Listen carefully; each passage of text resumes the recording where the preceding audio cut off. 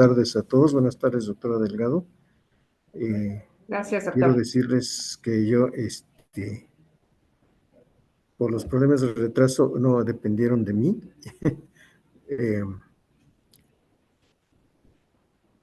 Pero vamos a comenzar la actividad. Nos da tiempo de hacer una versión quizá un poco más compacta de lo que les tengo que exponer hoy.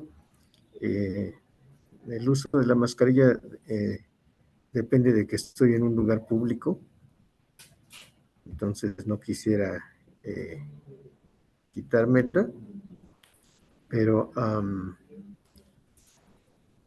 y la otra cosa, pues me muestran en lo que puedo para que me conozcan. Yo soy Roger Gutiérrez Juárez, profesor de tiempo completo de la carrera de medicina en el área de ciencias biomédicas, en morfofisiología, y pues es un gusto para mí estar aquí con ustedes.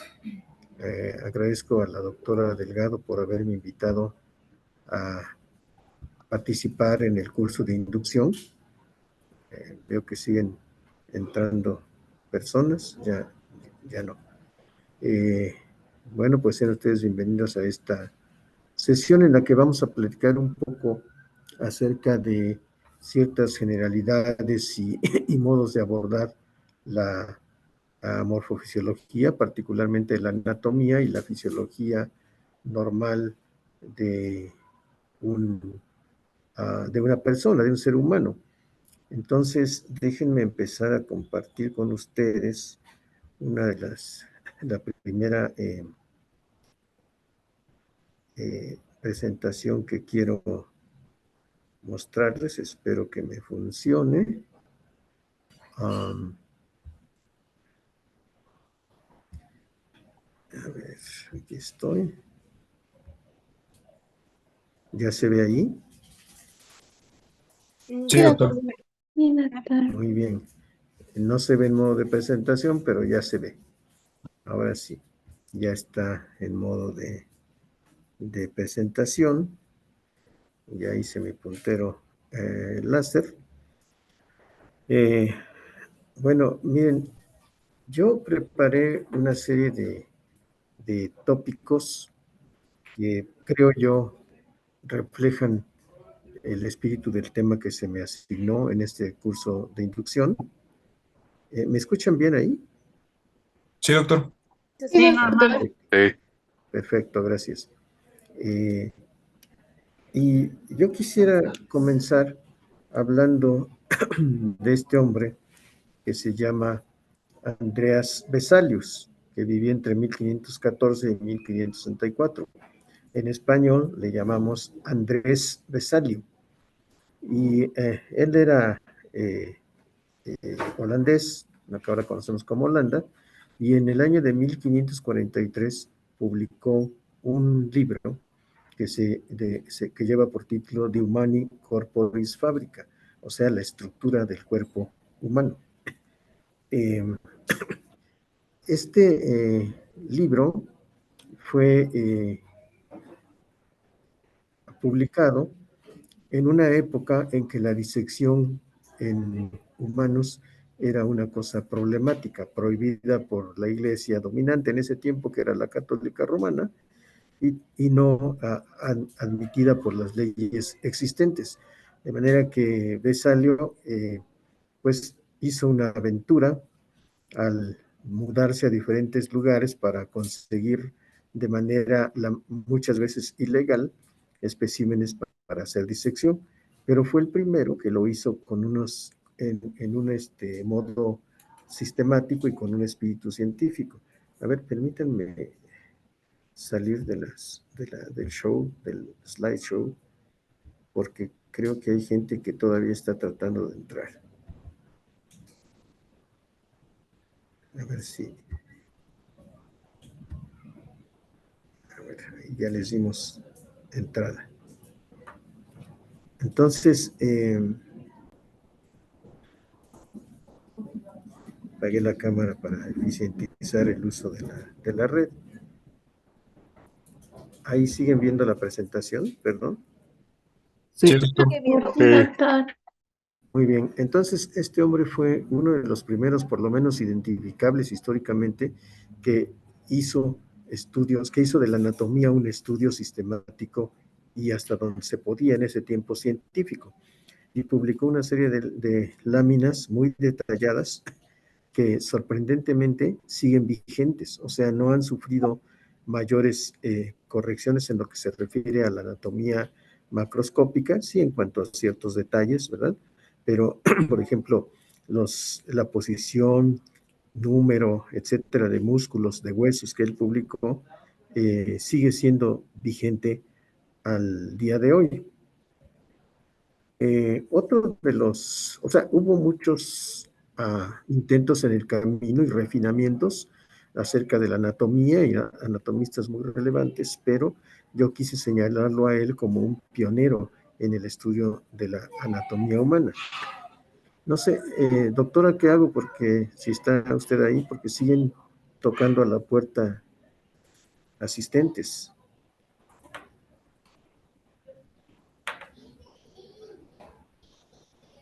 No sé si esté la doctora Delgado todavía.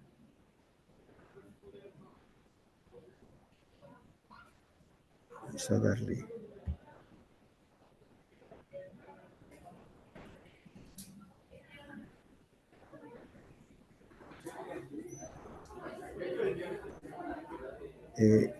Quiero decirles que por el formato en el que estoy no puedo ver si ustedes están levantando la mano o eso en Zoom, pero pueden hablarme. Por favor, ahorita tuve que salir para admitir a una persona. Y uno de los conceptos más importantes cuando uno está acercándose al estudio de la anatomía humana es el concepto de simetría. Perdón porque algunas de las diapositivas están en inglés, lo lamento, pero espero que me den un poco de su comprensión. Entonces, la simetría, ¿sí? Es uno de los conceptos principales en la anatomía humana, porque el cuerpo humano cuenta o exhibe varios grados de simetría, ¿sí? Y una de esas, la más sencilla, es la simetría frontal, que está ilustrada en esta diapositiva, en donde tenemos a una persona en la posición anatómica, que es algo de lo que vamos a hablar en un momento, y que vemos que su cuerpo puede ser dividido por una línea que va de la cabeza al piso, en medio de los pies, en este caso una línea punteada, y divide el cuerpo de esta persona en dos mitades razonablemente iguales, aunque, como veremos después, ni externa ni internamente son tan iguales, pero sí se puede configurar un grado de simetría en este cuerpo que representa dos mitades, cada una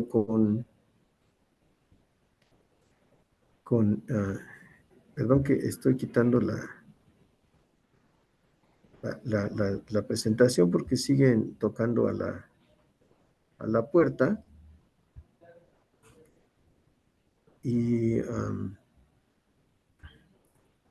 entonces ustedes verán aquí que esta persona muestra una imagen como en espejo, que esa es la esencia de la simetría, o sea, la mitad derecha desde su punto de vista, que sería esta, y que es la izquierda de la persona, porque está de frente a nosotros, es básicamente una imagen en espejo del lado izquierdo para ustedes, derecho de la persona. ¿Sí? ¿Estamos de acuerdo en esto? Sí, Sí. doctor. Muy bien.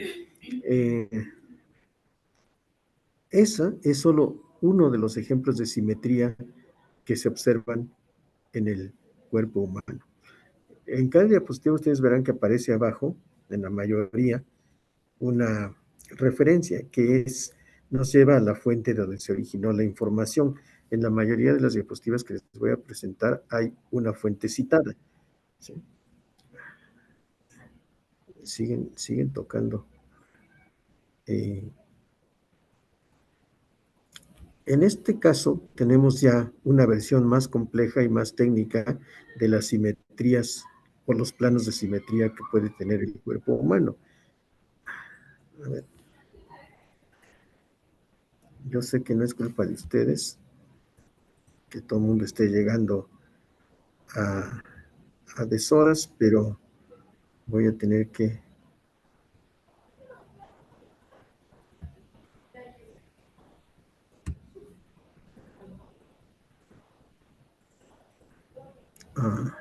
darles entrada, porque si no estoy escuchando continuamente la petición de entrada.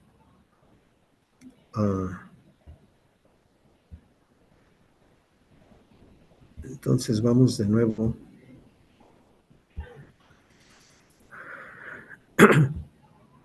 a nuestra diapositiva de interés, que era esta, y que nos muestra hasta 3 planos de simetría. El primero era el que ya habíamos visto en la figura anterior, que es justamente este, ¿sí? Y que se le denomina técnicamente plano sagital, ¿sí? Que divide el cuerpo humano en 2 mitades, una izquierda y una derecha, razonablemente simétricas, por lo menos desde el punto de vista externo. Luego tenemos otro plano que divide el cuerpo, otro plano de simetría, que es el plano transverso, que divide el cuerpo en una mitad superior y una inferior.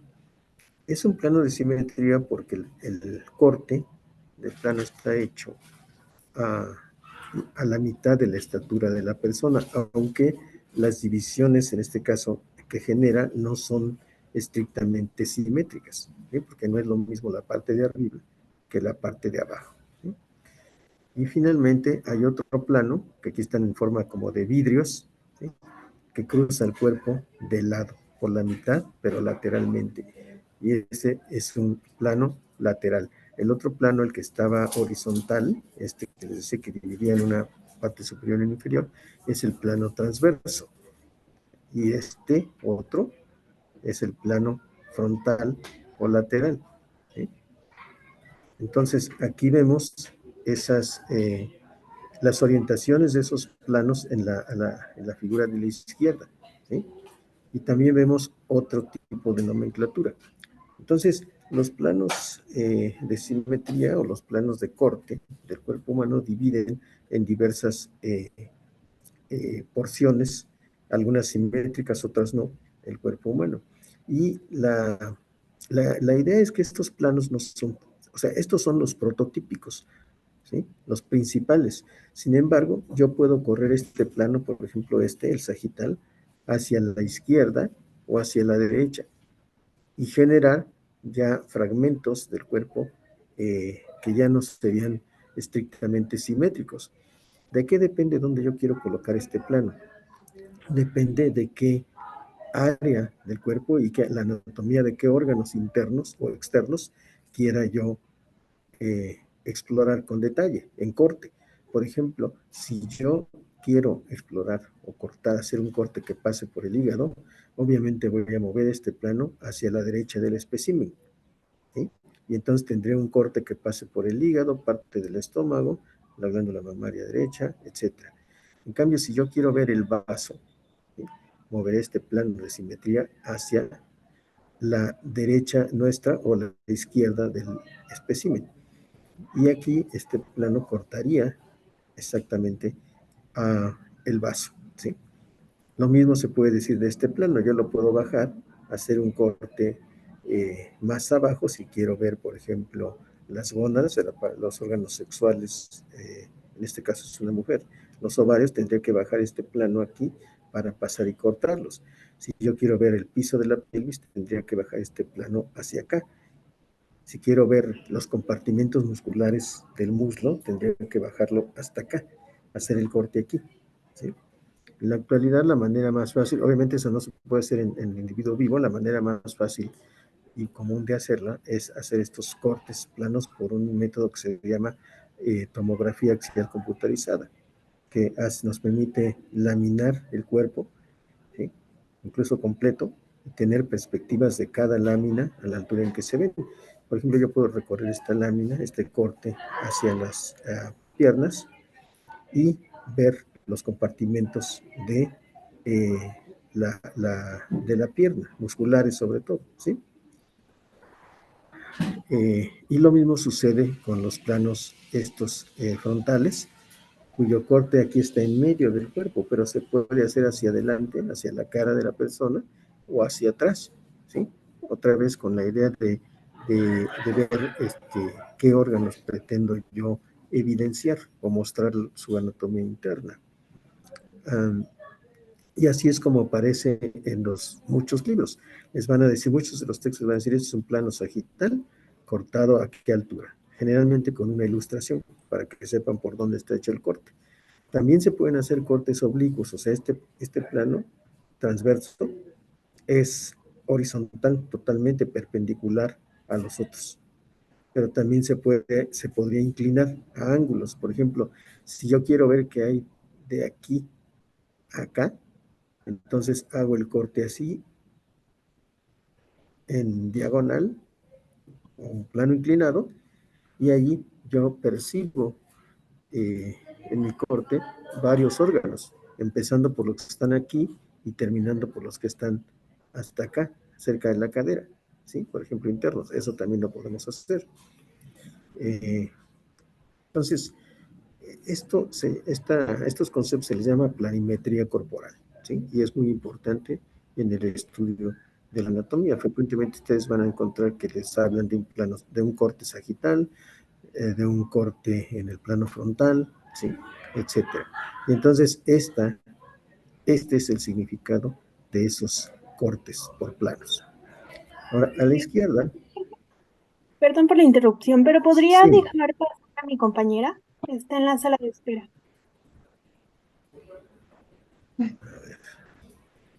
Qué horror. vamos a interrumpir nuevamente.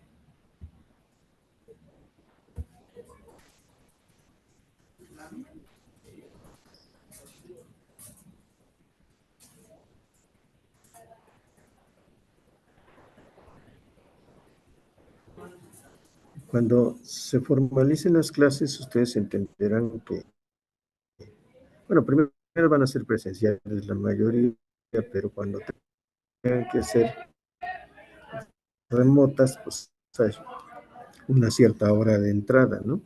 Aunque en este caso, pues son los retrasos los que a tiempo aquí.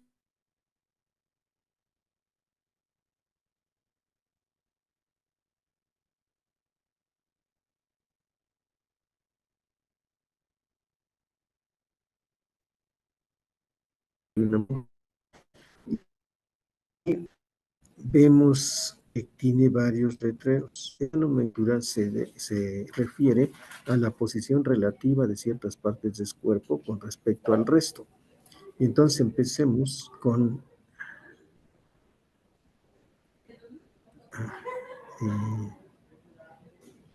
con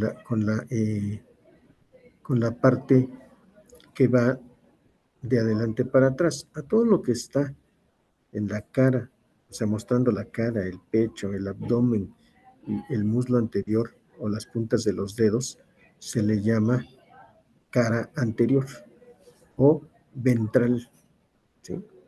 Y a todo lo que está por la espalda, por el cuello, la espalda, ¿sí? La zona glútea, el muslo posterior, la pantorrilla, a eso se le llama cara posterior o dorsal, ¿sí?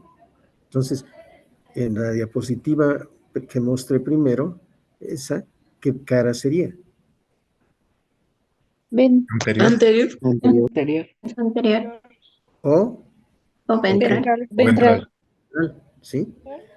Correcto, ¿sí? Entonces, sigamos con creo que,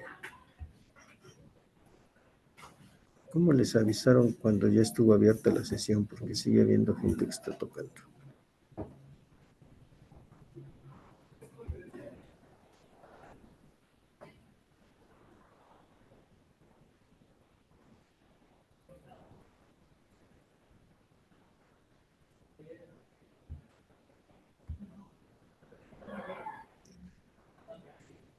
What? Entonces, ahora, si ustedes se fijan, hay una parte del cuerpo representada por la cabeza que se llama, que aquí está marcada como superior. Y entonces la parte opuesta, que son la planta de los pies, se le llama inferior. Pero esto es algo relativo, no tienen que ser los pies. Por ejemplo, las rodillas están en una posición inferior a la cadera, por ejemplo, que está aquí, ¿sí? Y la cadera está inferior al hombro, y el hombro es inferior a el cráneo, ¿sí? O de otra manera, la cabeza, porque todo esto es relativo, el cráneo es superior al hombro, y el hombro está en posición superior a la cadera, y la cadera está en posición superior a la rodilla, y la rodilla está en una posición superior a los pies. Pero eso a veces puede ser confuso.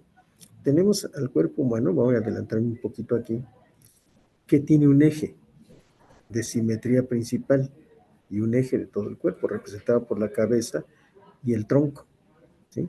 Bueno, todo esto, el tronco. ¿Sí? Este es un eje, y de ahí se desprenden las extremidades superiores e inferiores, ¿sí? Entonces, como el tronco y la cabeza representan un eje, a ese se le llama, ¿sí? Parte axial o el axis del cuerpo humano. Y estos que están pegados al eje o axis son apéndices. Y entonces estos son el componente apendicular del cuerpo humano, incluyendo los miembros, ¿sí? Si ustedes, digo, se oye bárbaro, pero si ustedes desmembran a esta persona, o sea, le quitan los miembros, ¿qué les queda? El tórax y la cabeza, ¿no? El puro de cabeza y el tronco, ¿verdad? Que es el eje. Y lo que ustedes han removido, que son las extremidades, son los apéndices. Por lo tanto, a esta parte se le llama fracción o región apendicular del cuerpo humano, ¿sí? Entonces, este es el eje o región axial y estos son las regiones apendiculares.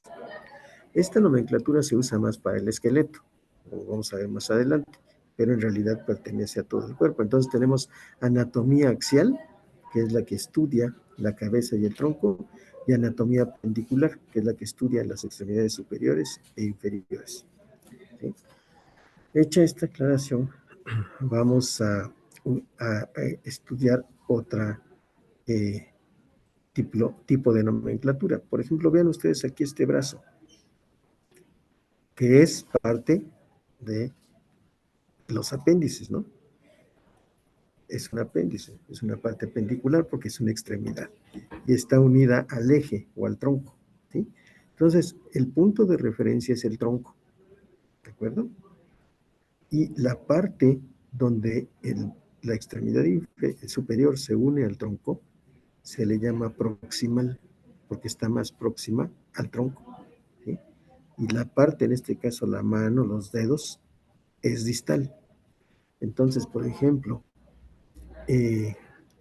los dedos son la parte más distal de la extremidad superior, porque están muy lejos de su unión al tronco que es el hombro. Entonces, así esto nos permite tomar un lenguaje relativo y decir que los dedos, por ejemplo, están en posición distal a la muñeca, y la muñeca es distal al codo. Al codo. La muñeca es distal al codo. Y el codo es distal ¿a qué? El hombro. Al hombro, ¿sí? No. Entonces, todo lo que se aleja del eje, entre más se aleje, más distal es, ¿sí? Y entonces ustedes van a aprender que cuando yo hablo de que está proximal en este caso, la porción más proximal de la extremidad superior, ¿cuál sería? ¿El hombro? ¿El hombro? El hombro, ¿sí? Y la porción más distal, Los Los dedos. dedos. Los dedos. los dedos, Las la punta falanges. de los dedos, exacto, las falanges, ¿sí? Entonces, el codo está en una posición intermedia entre esas dos. Sin embargo, podemos decir que el codo, ¿cómo lo llamaremos con relación al hombro? ¿Proximal o distal? Distal. Distal. Distal. ¿Y con relación a los dedos? Proximal. Sí, exactamente. Este es más proximal que los dedos. Y lo mismo ocurre con las extremidades inferiores. En el punto donde se conectan al tronco, que es la cadera, ¿sí? Es el sitio más proximal de la extremidad. Y la parte más distal es la planta del pie, incluyendo los dedos. Entonces, la rodilla es distal ¿a qué parte de la extremidad inferior? En la cadera. A la cadera, ¿sí? Sí. Pero es un poco más proximal ¿a qué? ¿A la planta del En la pie? planta de los A pies. la ¿A planta los del pie. tobillos? Exacto. Y los pies o los tobillos, tomemos por caso, son distales a la rodilla. Entonces, siempre que decimos distal es que nos estamos alejando de el eje, que en este caso es el tronco y la cabeza, ¿sí? Entonces, yo creo que, espero que haya quedado claro a qué se refiere con proximal, la nomenclatura, y distal, ¿sí? Y eso vale para cualquier tipo de referencia que tomemos. Y no solamente se refiere a las extremidades, pero es donde más se usa esta nomenclatura. También se puede referir al tronco en sí. Por ejemplo, el cuello, ¿sí? Es proximal a la cabeza, ¿sí? Y los pies son distales a la cabeza, ¿eh? Ahora, ahorita hay otra forma de nomenclatura que no está en esta diapositiva, pero que también vamos a encontrar mucho en la anatomía descriptiva, que es la, eh, la descripción de la cabeza, esta parte del cuerpo que es la cabeza como región cefálica y esta como región podálica o caudal, ¿sí? Entonces, esta es la parte cefálica, esta es la caudal. A ver, déjenme ver qué está pasando aquí.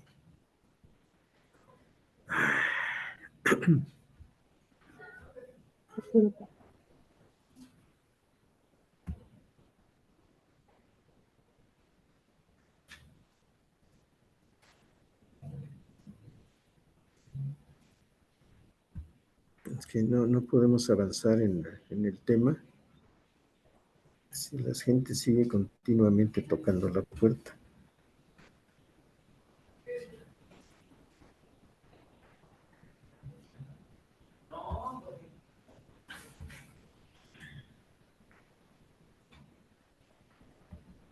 Bien, entonces, ahora pasemos a otra nomenclatura que es también muy usada en anatomía humana y en general en medicina, que son los tipos de conformación del cuerpo humano exteriores, y que se dividen en tres, que son muy tradicionales, ahora tienden a usarse menos, que son el endomorfo.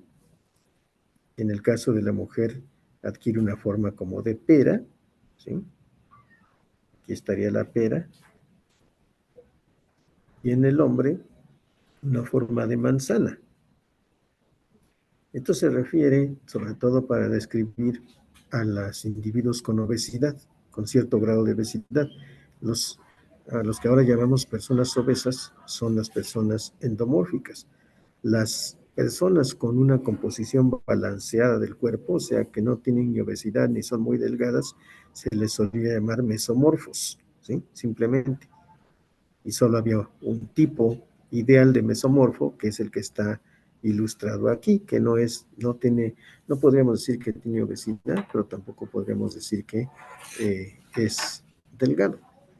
Finalmente, tenemos al tipo ectomórfico, que justamente es la persona delgada, a veces alta o no, pero larga, con los brazos delgados, el abdomen delgado, todo eso.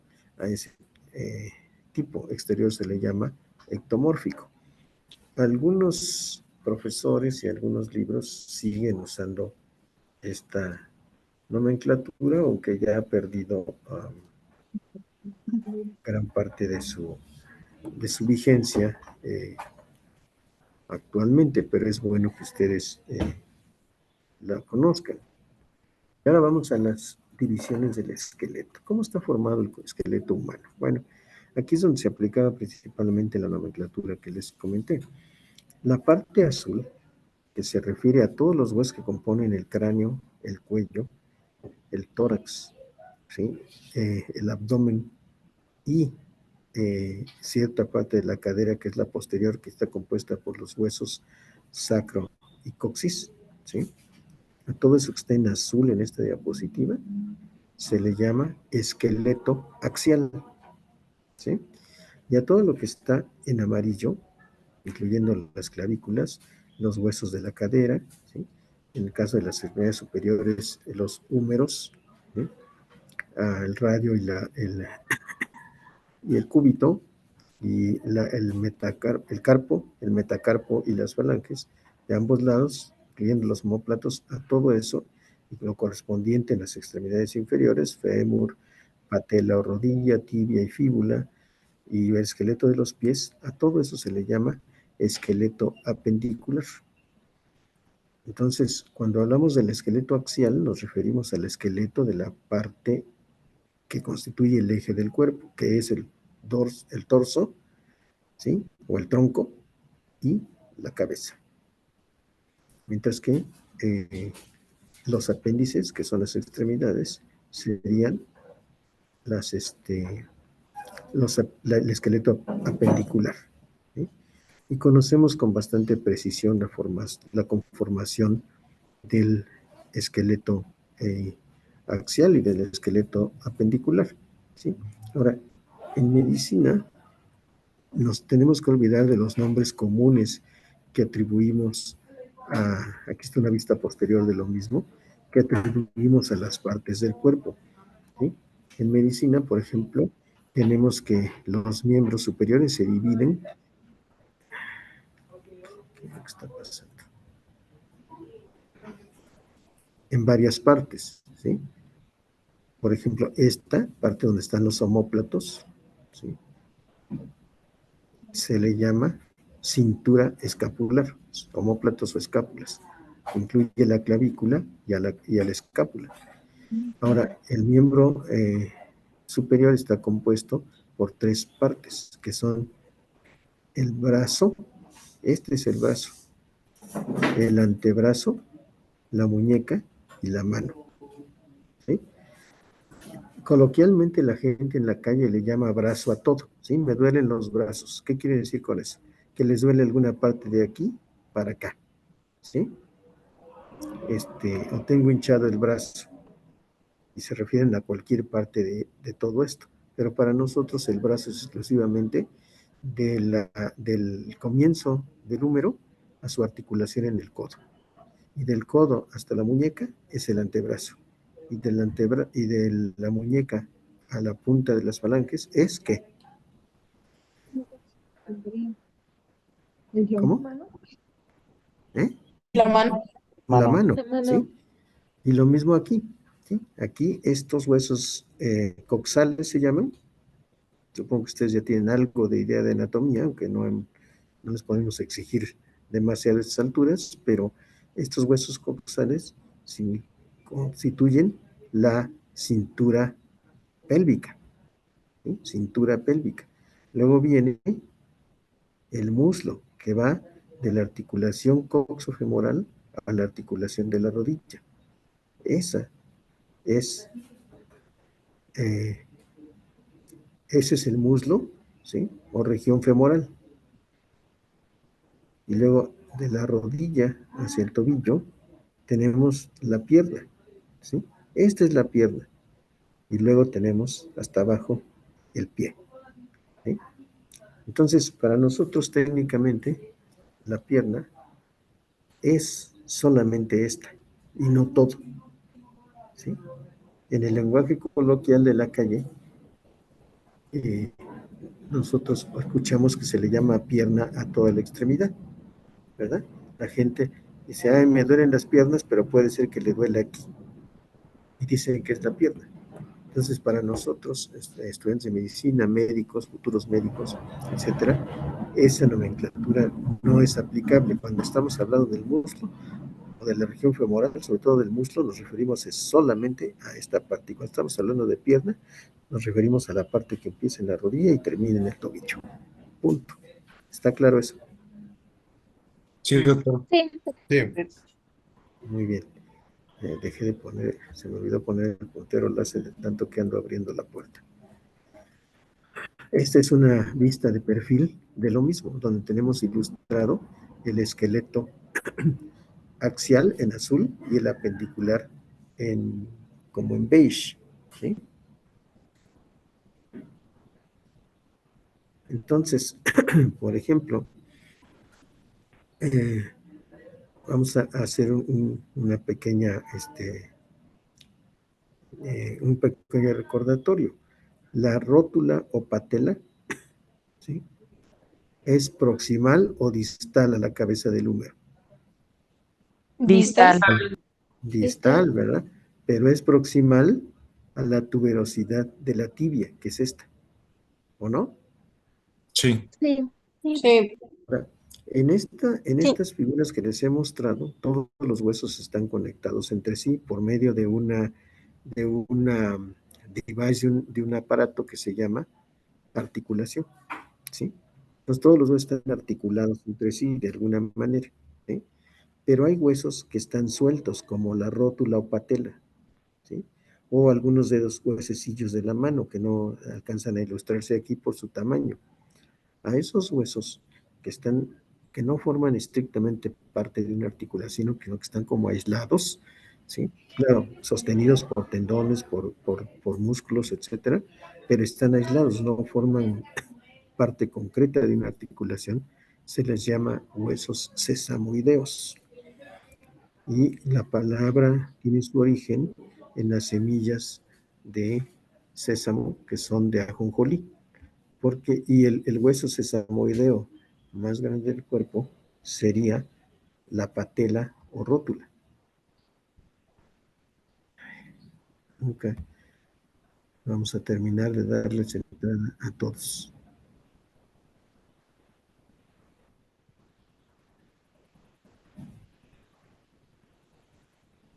Creo que ya ahorita son los últimos que admitimos.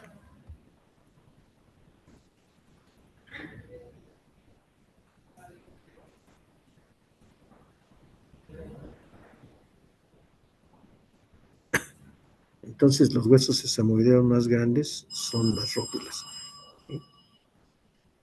La rótula es exclusivamente este hueso, no es la rodilla. La rodilla es la articulación, ¿sí? Fémoro tibial y fibular junto con la rótula. Entonces es un error confundir, ¿no? Déjenme irme acá. Aquí está la patela o rótula o rodilla. Entonces la rodilla no es lo mismo que la rótula, ¿sí? La rótula es uno de los huesos de la rodilla, pero no es la rodilla. La rodilla es toda la articulación, ¿sí? Entonces se van dando cuenta que en nuestro campo la nomenclatura es muy importante y debe tener el requisito de la precisión. Esta diapositiva es muy interesante porque es una diapositiva que nos habla de la numeralia. La numeralia o los números que, en este caso, que podemos nosotros sacar del esqueleto axial y el esqueleto apendicular. Por ejemplo, aquí nos dice la diapositiva que la parte en azul, que era el esqueleto, ¿qué? Axial. Axial. El esqueleto axial, ¿sí? Entonces, el esqueleto axial tiene un total de 80 huesos, ¿sí? En la mayoría de los humanos. Divididos o desglosados en la siguiente forma: 8 del cráneo, 14 de la cara, un hueso hyoides que está en medio del recital.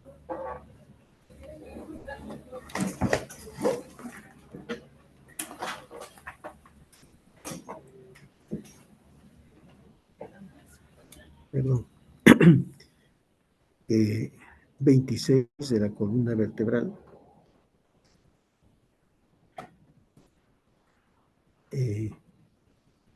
uno del tórax, que es el esternón, 24 costillas, y el total es 80. ¿Sí? ¿Qué pasa con el esqueleto apendicular? ¿Sí? Tenemos que en la parte pectoral tenemos 2 clavículas, 2 escápulas, ¿sí? Como lo habíamos dicho originalmente, que estas incluyen el esqueleto apendicular, ¿sí? En las extremidades superiores 2 húmeros, 2 ulnas o tibias, 2 radios, ¿sí? 16 huesos del carpo, que es la parte del dorso de la mano, de la muñeca, 10 huesos metacarpales, que son estos hilos del dorso, y 28 falanges. Luego tenemos en la pelvis, ¿sí? O la cadera, tenemos varios nombres. El hueso coxal, que está repetido, son 2, 1 y 2. ¿Sí? Y en las extremidades inferiores tenemos 2 fémures, 2 patelas, 2 fíbulas, 2 tibias, 14 tarsianos, 10 metatarsianos y 28 falanges, para un total de 126 huesos. Si estos 26 huesos los sumamos a los 80 que tenemos en el esqueleto axial, la suma total es de 206 huesos en el cuerpo humano. ¿Sí? Entonces, ¿cuál parte del esqueleto, qué división del esqueleto tiene más huesos? El apendicular. Esqueleto El apendicular. apendicular, ¿sí? El apendicular, correctamente. ¿Sí? El apendicular tiene 126, mientras que el axial tiene 80, o sea, son 46 huesos más. Ahora, los huesos suelen tener marcas, ¿sí?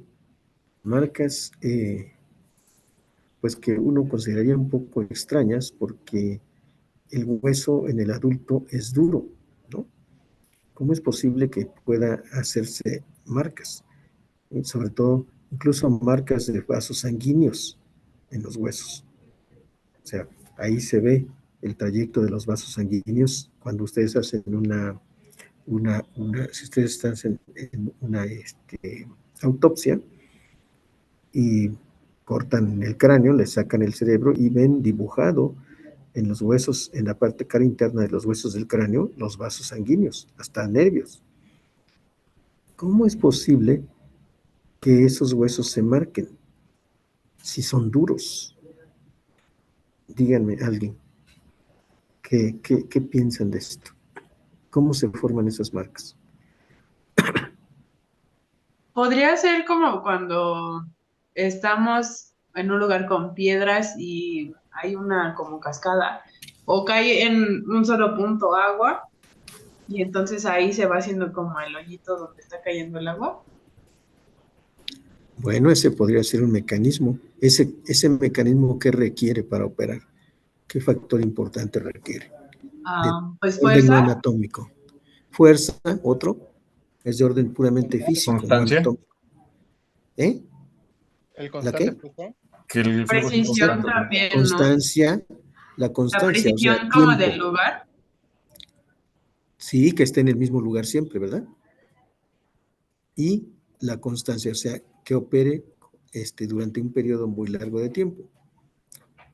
Pero ahí está la clave de todo este asunto, el tiempo.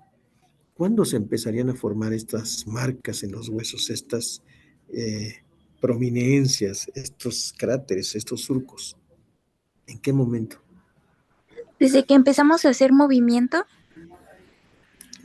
Prácticamente, inclusive antes, ¿sí? Desde que somos prácticamente embriones completos. O sea, desde que estas estructuras son jóvenes, blandas, maleables, modificables, ¿sí?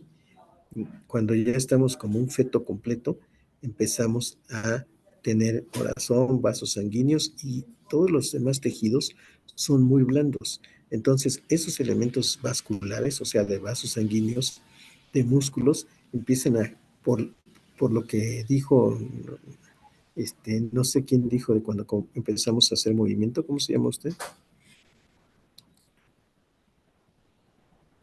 No la puedo ver porque estoy en modo de presentación. Bueno, no nos quiere decir quién es, pero ¿No? sí, quién dijo que cuando empezamos a hacer movimientos. No, yo no fui. ¿Cómo? Ah, ¿Cómo? fui yo, ¿Cómo se profe. llama usted? ¿Cómo se llama Helen, usted? Helen, ¿Helen? sí. Ajá. Entonces, justamente desde que ya somos un feto, los músculos se empiezan a operar y están pegados los músculos a los huesos, ¿verdad? En general. Y entonces ese acto de jalar y jalar y jalar desde edades tan tempranas forma marcas en los huesos que se van profundizando en el adulto y después ya cuando somos ya totalmente adultos y ya no estamos creciendo, pues ya prácticamente dejan de tener cambios, pero ya se formaron. Entonces hay muchas marcas, vamos aquí um, a repasar algunas cuantas. Por ejemplo, un cóndilo es una protuberancia redondeada que normalmente se inserta en una fosa en otro hueso para formar una articulación, ¿sí? Una cresta es digamos, una raya, una línea en donde la estructura o la superficie del hueso se encuentra jalada hacia arriba, ¿sí? Es una cresta. Generalmente representa el sitio para la unión de un músculo. ¿Y quién la crea? Pues la constante tracción o jale del músculo operando en ese hueso desde muy joven, ¿sí? Por ejemplo, ¿qué es una fisura? ¿Sí? Una fisura es una grieta larga, ¿sí? Que representa generalmente un agujero para el paso de vasos sanguíneos y nervios, ¿sí? Un foramen es un hoyo, el tamaño es muy variable, ¿sí? Por donde pasan vasos sanguíneos y nervios. Un foramen o agujero, uno de los agujeros más grandes que hay en el cuerpo humano es el llamado foramen magno o magnum, ¿sí? De grande, y es aquel que está en donde se conecta la médula espinal con el encéfalo, por donde sale la médula espinal del cráneo, ¿sí? ¿Lo ubican? Más o menos, doctor. Y ese hoyo está excavado en el hueso occipital, ¿sí? Y bueno, así tenemos, por ejemplo, una espina que es similar a la cresta, pero está más elevada, ¿sí? Es más filosa y generalmente es punteada, ¿sí? Y también sirve para la unión a músculos, ¿sí? Y un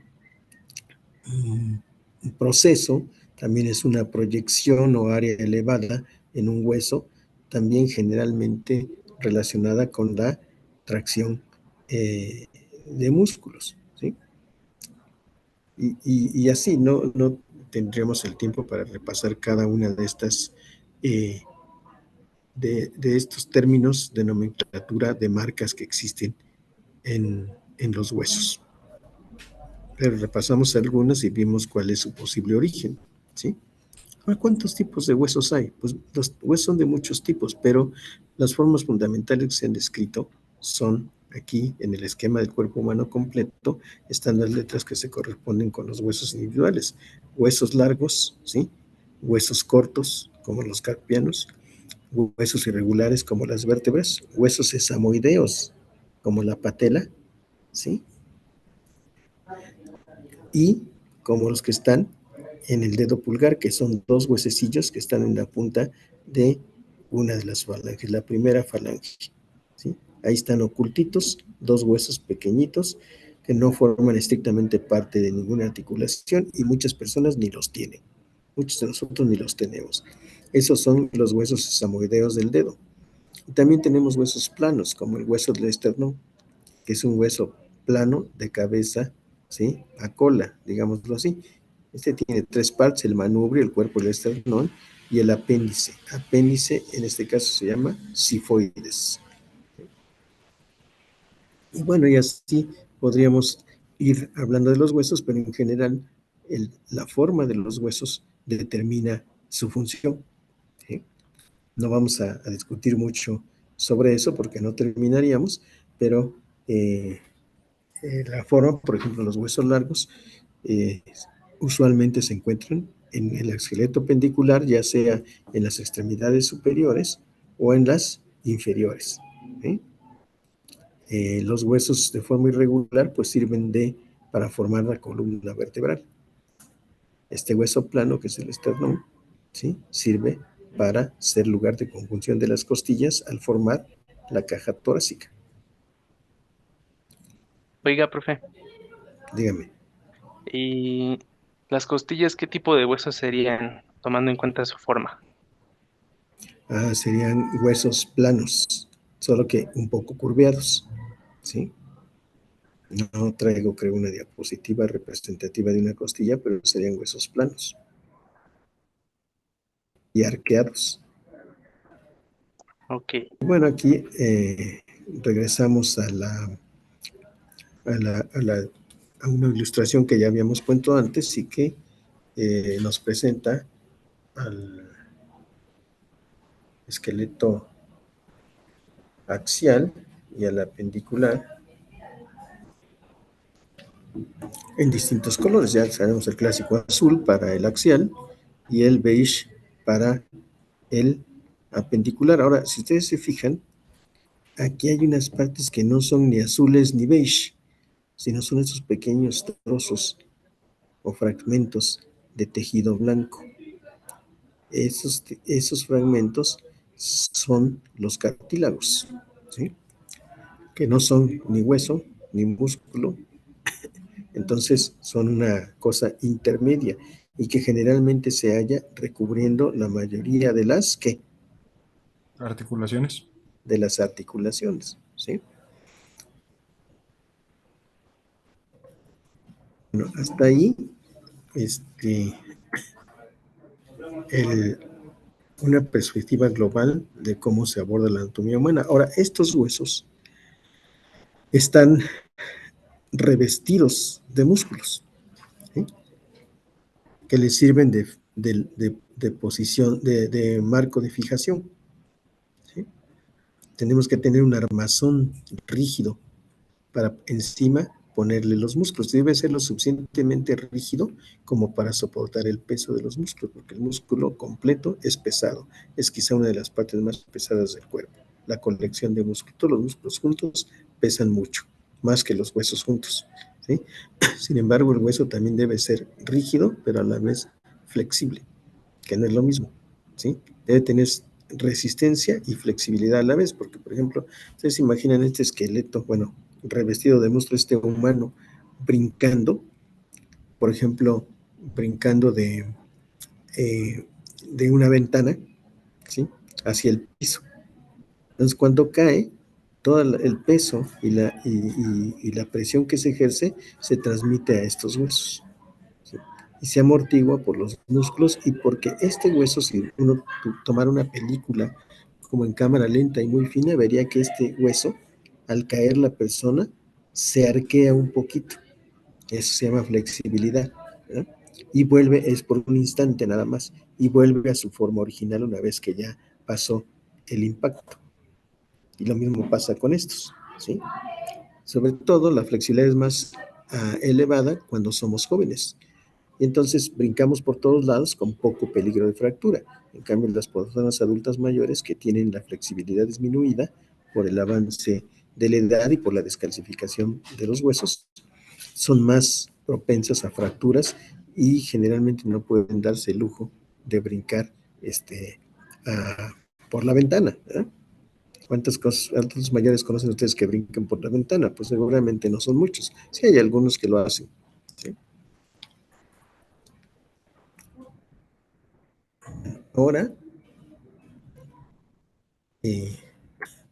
vamos a pasar a otra parte temática. Ahí ya desapareció la compartición, ¿verdad?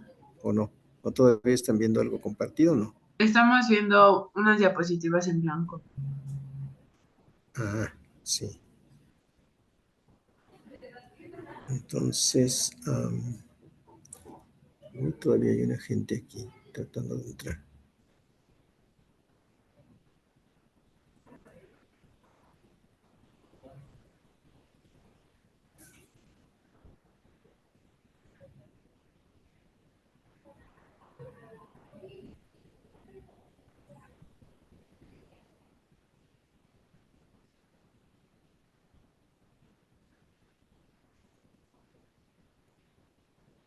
Entonces, ya que hablamos de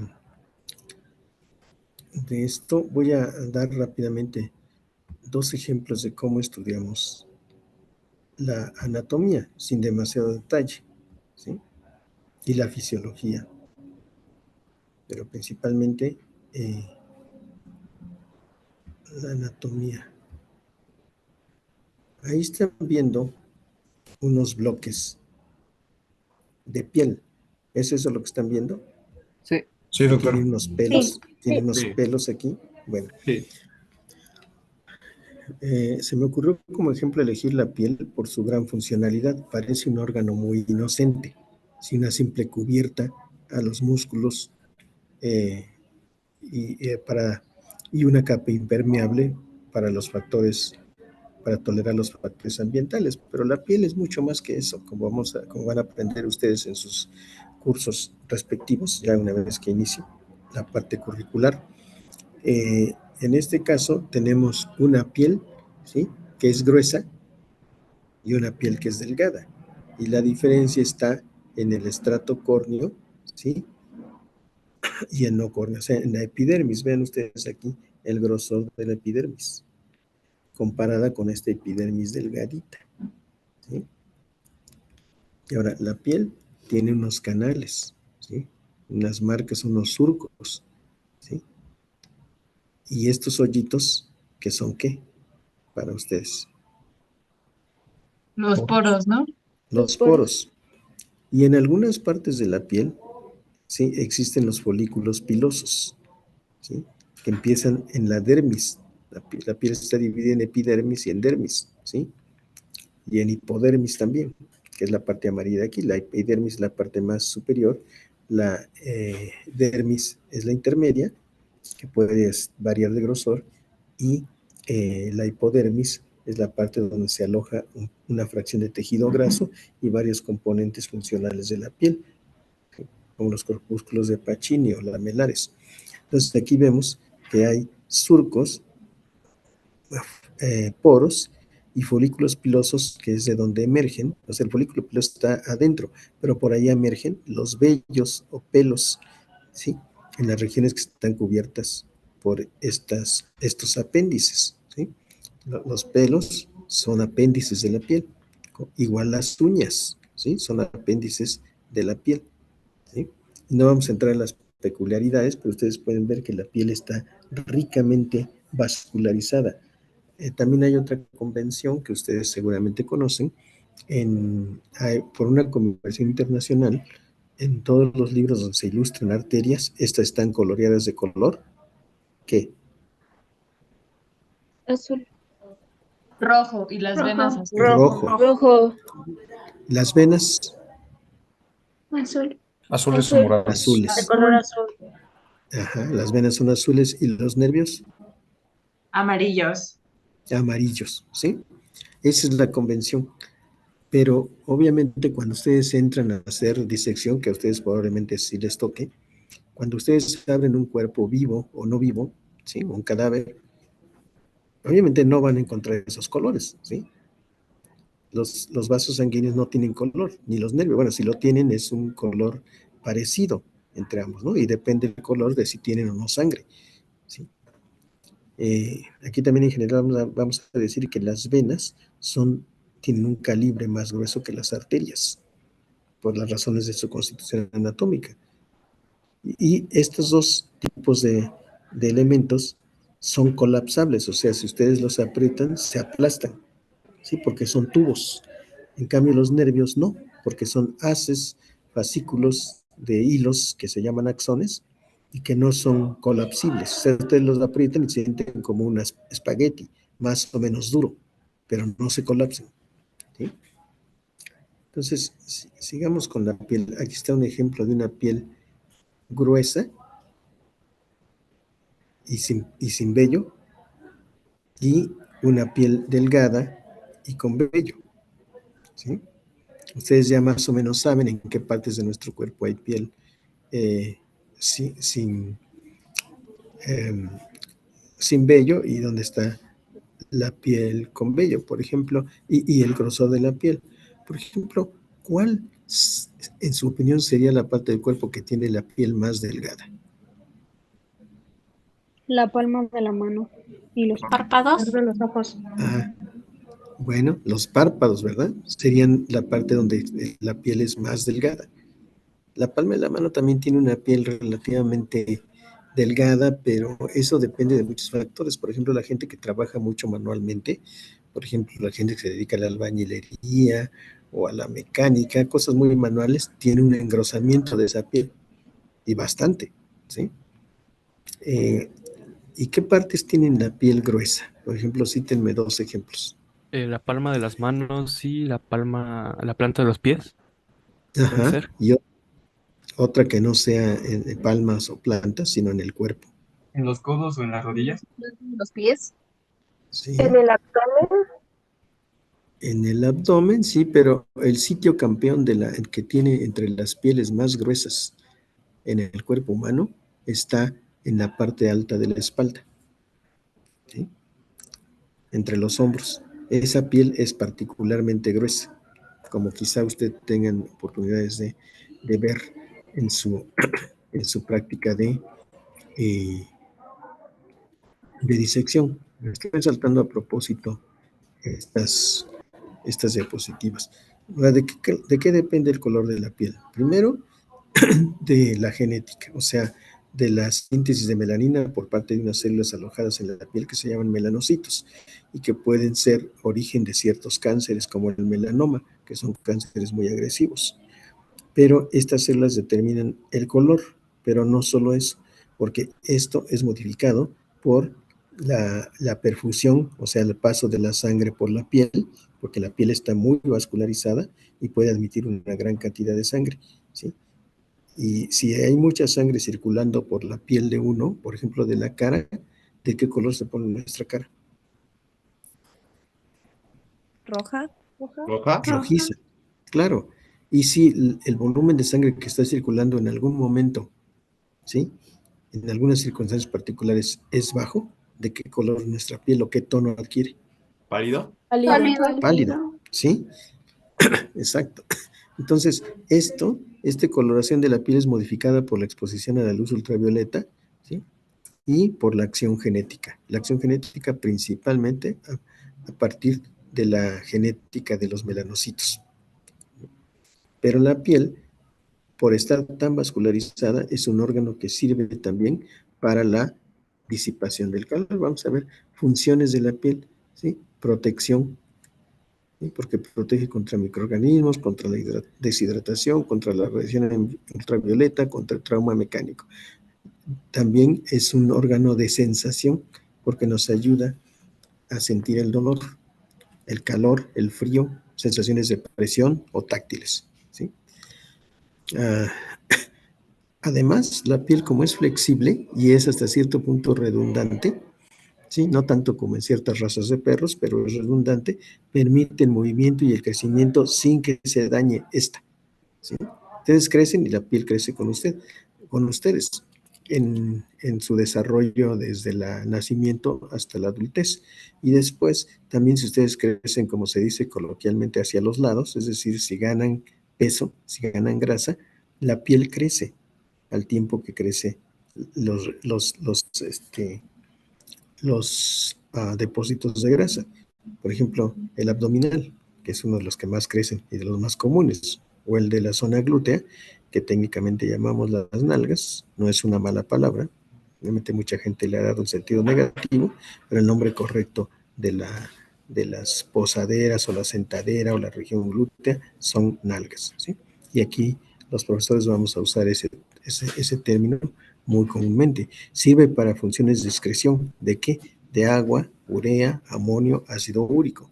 Tiene una función inmune, ¿sí?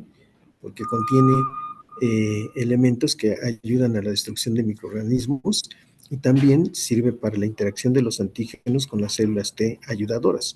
Y una función muy importante, quizá una de las más importantes, la regulación de la temperatura. Se lleva a cabo a través de la piel, ¿sí?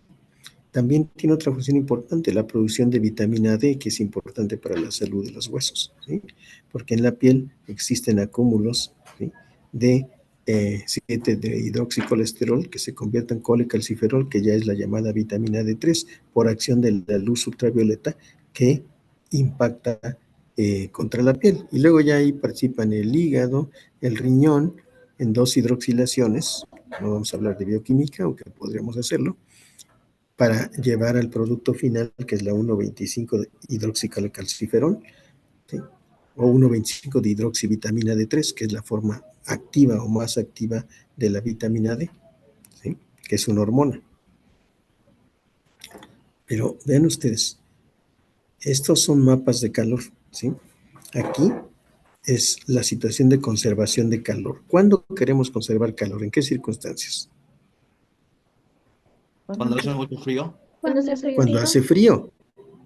Cuando hace mucho frío, fíjense cómo la irrigación de la dermis es muy abundante, ¿sí?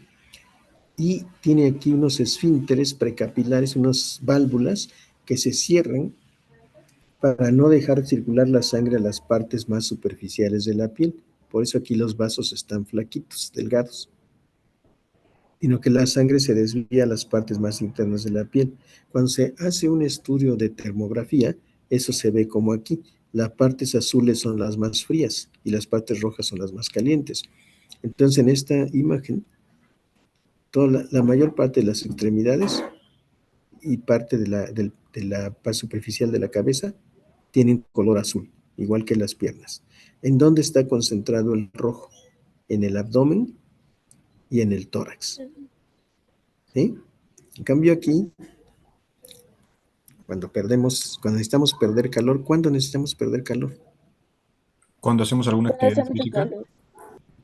Cuando hace calor, cuando hacemos ejercicio físico, etc. En este caso se abre esta válvula y la sangre empieza a fluir de los vasos subdérmicos hacia la parte superficial de la piel. Miren qué gruesos están comparados con estos. Y son los mismos, nada más que aquí se ampliaron. Y esto hace que la parte más superficial de la piel se caliente, porque la sangre es caliente, ¿verdad? Y entonces este calor que está muy cerca de la superficie se pierde hacia el medio. Y el resultado final es que se enfría globalmente el cuerpo. Esta es la termografía de un cuerpo que está perdiendo calor, ¿sí? Y lo que vemos ahora, a diferencia de esta, donde lo azul era lo más frío, aquí también lo azul es lo más frío, pero ahora fíjense cómo hubo un cambio, ¿sí? Y ahora lo que estaba más frío aquí, ahora está caliente, ¿verdad? Aquí está. ¿Y qué es lo que está frío ahora? Lo de adentro, lo de en medio. De manera que generalmente los órganos internos del tórax, el abdomen y la pelvis se mantienen casi sin variar, ¿sí? Aquí se ven un poco más calientes porque todo el calor disponible se está dirigiendo a conservar la temperatura de esos órganos. En cambio aquí, como el ambiente nos ayuda, lo que queremos es perder calor, ¿sí? Entonces, ¿por qué les hablo de esto? Porque ahí estamos viendo cómo la anatomía, esto, va de mano con la fisiología, ¿sí? Entonces, nunca debemos perder de vista el hecho de que la anatomía en el cuerpo humano está diseñada razonablemente para hacer una función, ¿sí? Y que todo diseño anatómico tiene un origen funcional. Esta particularidad de estos capilares, doble capa de capilares, unos en la epidermis y otros en la dermis, tiene como función controlar el flujo de calor hacia afuera, ¿sí? Entonces, por eso quise escoger este ejemplo, porque ahí se dan la mano la anatomía y la fisiología. Y esto sucede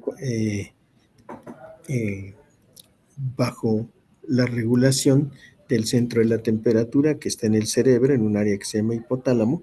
Ahí está el termostato de nuestro cuerpo, el que nos indica el punto de referencia por arriba del cual necesitamos perder calor y por abajo del cual necesitamos conservarlo. Y la piel es el efector de este reflejo de la, de la pérdida o la conservación del calor, ¿sí? No hemos hablado todavía del sudor, que es otro mecanismo de enfriamiento. Al sudar, las gotas de sudor, que son miles, se reparten por toda la superficie de la piel que tiene glándulas sudoríparas, y ese líquido presente allí ayuda a que se enfríe nuestro cuerpo. Hay animales, mamíferos, que tienen muy pocos o ninguna glándula sudorípara, y entonces se enfrían de otra manera. ¿Alguien podría dar un ejemplo muy familiar? Los perros. Los perros. Uh-huh. ¿Cómo se enfrían los perros? Cuando sacan la lengua. Cuando sacan la lengua, y por eso tiene una lengua muy grande y muy vascularizada, ¿sí? Tiene muchos vasos sanguíneos. Por lo tanto, cuando hace mucho calor, simplemente la exponen, la exhiben. Cuán larga es, a veces se ve muy larga, no para los perros grandes, pero aún en los chicos, con relación a su cuerpo, la lengua es muy grande, comparada con la nuestra, y está más vascularizada que la nuestra, y esa la exponen al ambiente para perder calor, o la ocultan, la meten en la boca cuando se trata de conservar el calor. Uno de los factores que aumenta la temperatura, como ya alguno de ustedes dijo, es el ejercicio. ¿Sí? Pero el control maestro, el termostato de la temperatura del cuerpo, se encuentra en esta zona del cerebro, que ustedes vendrán estudiando hacia finales del curso, como en octubre justamente, que es el hipotálamo. Y bueno, de esto, este es otro apéndice. Bueno, aquí lo único que tenemos que hablar es que la piel tiene estos folículos pilosos o vellos, ¿sí? Que en el humano pues se reducen a una fracción muy marginal, porque solamente tenemos vello abundante. ¿En dónde? A ver, díganme ustedes. ¿En el área genital? Sí, ¿dónde más? En las axilas. En las axilas, ¿dónde más? En las En la piernas. cabeza, ¿verdad? En donde hay generalmente más pelo que en todos lados, ¿dónde es? En las No. fosas de la nariz. En la cabeza. Sí, en la cabeza es donde más pelo hay, ¿sí? No se compara, bueno, salvo algunas personas extremas, pero la mayoría de nosotros tiene más cabello, más pelo en la cabeza que en cualquier otra región, ¿sí? Hasta se pueden ir a hacer un corte, ¿sí? Y donar el cabello, ¿verdad? O que se vaya a la basura. Pero ¿qué es lo que se corta la gente? El cabello, ¿no? De la cabeza. Cabello se refiere a cabeza. Solamente, o sea, no se puede hablar de cabello en el pubis o en las axilas. Ese se llama vello. Vello con V, no con B. Y el pelo de la cabeza es el que específicamente se llama cabello. Es el único que recibe el nombre de cabello, ¿sí? El otro apéndice de la piel son las uñas, ¿sí? Que están hechas del mismo material que hace el pelo, que es la proteína queratina, ¿sí? Y que cumple diversas funciones, entre ellas de protección de la punta de los dedos, porque proporciona una superficie rígida que nos ayuda a proteger la punta de los dedos. Y bueno, estos son los porcentajes de distribución de la piel que son útiles cuando ustedes están evaluando a una persona que sufrió quemaduras. Por ejemplo, si a esa persona se le quema solo la zona genital, ¿qué porcentaje de quemaduras tiene?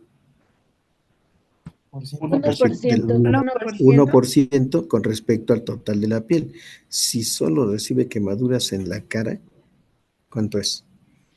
4.5%. 4.5. ¿Y si la recibe en la parte de atrás?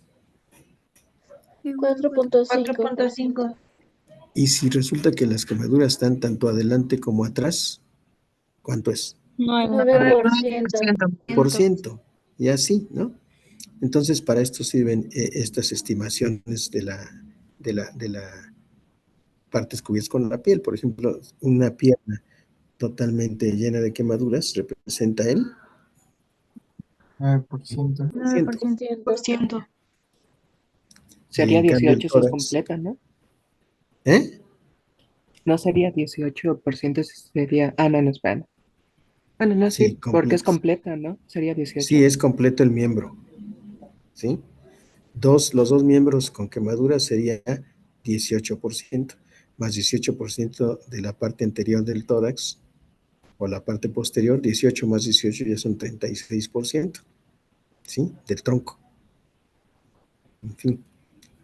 Entonces aquí también nos sirve la anatomía para tomar estas tipo de determinaciones. Profe, ¿y esos porcentajes por qué se dan? ¿Cómo por qué se dan? Ajá, ¿por No qué es entiendo la exactamente pregunta. 18%? ¿Por qué es exactamente Ah, 4.5? bueno, porque si usted, a ver, vamos a volver a eso. Bien por la pregunta. La piel se mide por superficie,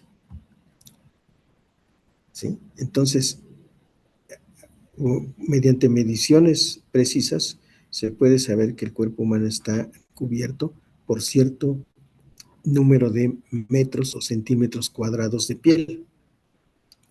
Y si usted empieza a hacer las mediciones nada más de la extremidad superior, se da cuenta que son algunos centímetros cuadrados. Si usted calcula cuántos centímetros cuadrados corresponden a la extremidad superior con respecto al total de la piel, encuentra que el porcentaje es, en la parte anterior, 4.5%. Por eso el tórax, ¿sí? La piel del tórax visto desde adelante y desde atrás, bueno, no del tórax, del tronco, ¿sí? En su parte anterior o ventral o en su parte dorsal, juntos suman ¿cuánto? 36%. 36%, porque es un área muy grande cubierta de piel, ¿sí? Es la más grande. Toma el porcentaje global más grande de piel en el cuerpo. No sé si se entienda. ¿De dónde vienen los números? ¿Sí se entiende Sí, o profe, no? muchas gracias. Sí. Sí, sí, se entiende. Bien. Entonces, vamos a tomar otro pequeño viaje.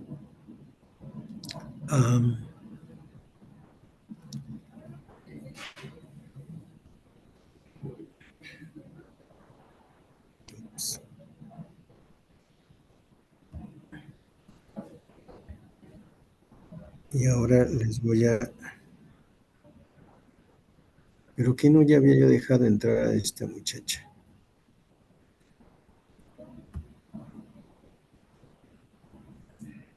Esta es la segunda vez que solicita entrada.